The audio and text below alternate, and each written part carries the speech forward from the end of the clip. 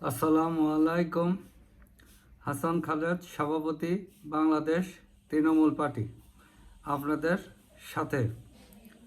দর্শক শ্রোতা, আজকে আপনাদের সাথে কথা বলবো আমাদের গণতন্ত্র ও নির্বাচনী ব্যবস্থা নিয়ে।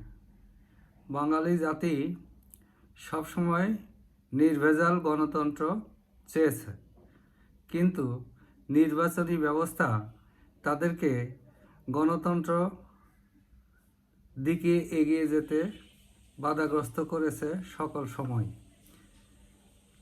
এই নির্ভেজাল গণতন্ত্রের জন্যই দাবি উঠেছিল দলীয় সরকারের অধীনে আর কোনো নির্বাচন হবে না, নির্দলীয় নিরপেক্ষ তত্ত্বাবধায়ক সরকারের অধীনে নির্বাচন হবে।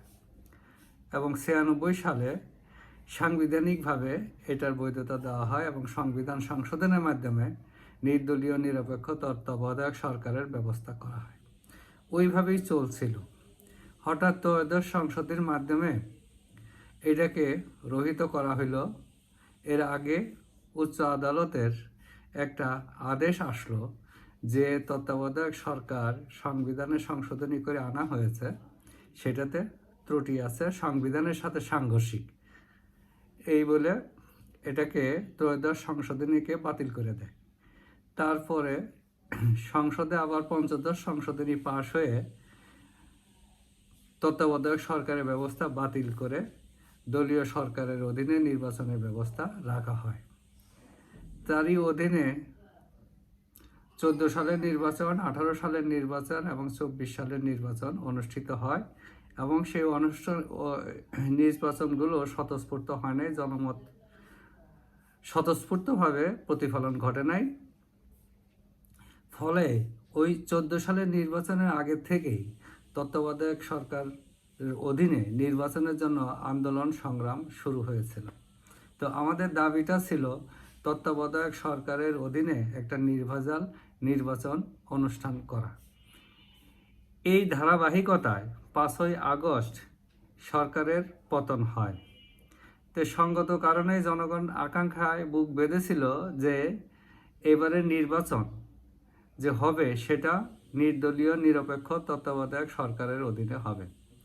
কিন্তু দুঃখের বিষয়, আমরা ক্ষমতায় যাওয়ার জন্যে সেই আগের অবস্থায় ফিরে গেলাম, নির্দলীয় নিরপেক্ষ তত্ত্বাবধায়ক সরকারের কথা আর চিন্তা করলাম না।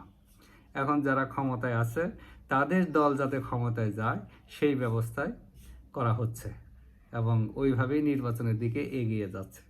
যদিও পরবর্তী সময় ত্রয়োদশ সংশোধনী আদেশ বাতিল করা হয়েছে, সেটা পরবর্তী নির্বাচনের জন্য রাখা হয়েছে। এই নির্বাচনের জন্য এটা ক্রিয়াশীল হবে না। তার মানে সবারই একই চিন্তা যে যেভাবেই হোক, আমি দুষ্টামি করে হোক, শয়তানি করে হোক, আমি ওই ভোট রিগিং করে হোক, আমি নির্বাচনগুলো করব, মানে জয়ী হওয়ার চেষ্টা করব, জয়লাভ করব। তাহলে এই যে 5ই আগস্ট 2024-এর পরিবর্তনের পরে যে সমস্ত ডিসি, এসপি, ইউএনও, ওসি এই নির্যাতনের শিকার হইল নির্বাচনী ডিউটি পালন করার জন্য, ঘোষণা নির্বাচন ফল প্রকাশ করার জন্য করা হইলো, তাদেরকে নির্যাতন করা হইলো, চাকরিচ্যুত করা হইলো, বিভিন্নভাবে হ্যারাসমেন্ট করা হইলো। তাহলে এটার কি হইলো? এটা বেনিফিটটা কি পেলাম আমরা? এখনও তো আমরা ওই একই অবস্থায় রাষ্ট্রের কর্মচারীদেরকে দিয়েই কিন্তু নির্বাচনকে ম্যানিপুলেট করার চেষ্টা আমরা করতেছি। তাহলে আমাদের বেনিফিটটা কি আসলো? এই যে যারা এই রাষ্ট্রের কর্মচারীরা যারা এই ঘোষণা নির্বাচনের সাথে জড়িত থাকবে, তারা তো একই ভাগ্য বরণ করবে। আবার আমরা ওই সময় যারা ছিল, নির্বাচন কমিশনার ছিল, প্রধান কমিশনার, 2 জনকে জেল হাজতে পাঠিয়ে দিছি, কিভাবে নির্যাতন করে মবের শিকার তারা হয়েছে। যে এই নির্বাচন কমিশনের কি দশা হবে? এই নির্বাচন কমিশনও তো স্বাধীন না, সেটা তো আমরা বুঝেই ফেললাম। এই ঋণ খেলাপি কটাকে তারা রোধ করতে পারলো, যেহেতু আইন আছে। তবে বাংলাদেশ তৃণমূল পার্টি চায় ঋণ খেলাপি কারণে যাতে অযোগ্য না হয়, ঋণ খেলাপি এবং ঋণ সন্ত্রাসীর মধ্যে পার্থক্য আইডেন্টিফাই করে ঋণ খেলাপিরা যাতে নির্বাচন করতে পারে সেই ব্যবস্থা রাখতে হবে। এটা বাংলাদেশ তৃণমূল পার্টির দাবি এবং এই দাবি থেকে তৃণমূল পার্টি এখনও সরে আসে নাই। তাই তো এই নির্বাচনে তো একই অবস্থায় যাচ্ছে, এটা তো ঘোষণা নির্বাচনই হবে। কাজে আমরা এখন ক্ষমতা লুভে পড়ে ওই অবস্থান থেকে সরে আসছি।